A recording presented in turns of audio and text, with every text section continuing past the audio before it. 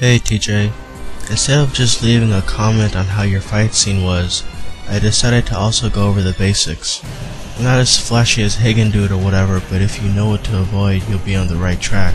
Okay, first off, the three most important codes you need to have on at all times is the pause game camera code, the replay camera code, and the replay time limit bypass code.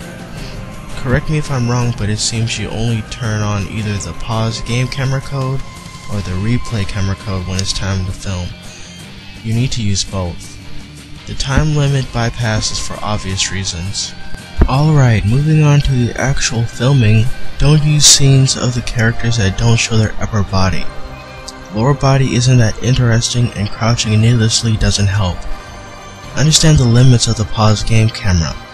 Get as close as you need to. If the character moves a bit out of the camera view, resize the camera. Also understand the limits of the replay camera. When done filming fight scenes with the pause game camera, save the replay when done and refilm the exact scene in different angles. You might see something you missed, or here's a thought: have two level 9 computers fight for a scene, save it, film it in replay, and then combine the footage you used from the pause game camera with the footage from the replay. One thing that I've seen you do in past fight scenes using the pause game camera is having two characters fight, but you'll have the exact camera angle at the same place for, I don't know, 10-20 seconds. It looks terrible.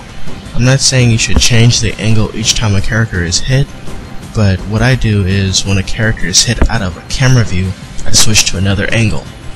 A key thing about editing fight scenes is to keep everything fluid, and the best way to do that, in my humble opinion, is using Pinnacle Studio. You should already know that 30 frames equal a second. In Pinnacle, you can edit each single frame. Let's say you want Pitt to shoot Lucario in one scene, and for the second scene have the arrow hit Lucario in a better view. Well, frame by frame editing, you can stream those scenes together and make it look natural. Last thing I can tell you is be prepared to spend hours editing to make your fight scene worth watching. I spent 6 hours editing the Ashley vs Rodriguez fight scene in Horror Cake 3. Just when I thought I was done, I would go through some frame by frame editing, find something was wrong, and I either replaced it or refilmed. It took 10 hours for the Bulbasaur vs Big Pete fight scene because of 6 hours of frame by frame editing and 4 hours of audio mixing. And it took either 18 hours or it felt like 18 hours for the Brown vs Marvin and W match because of many factors. Using New Pork City, finding the right effects, using the right attack. It goes on. I can give you more in-depth information.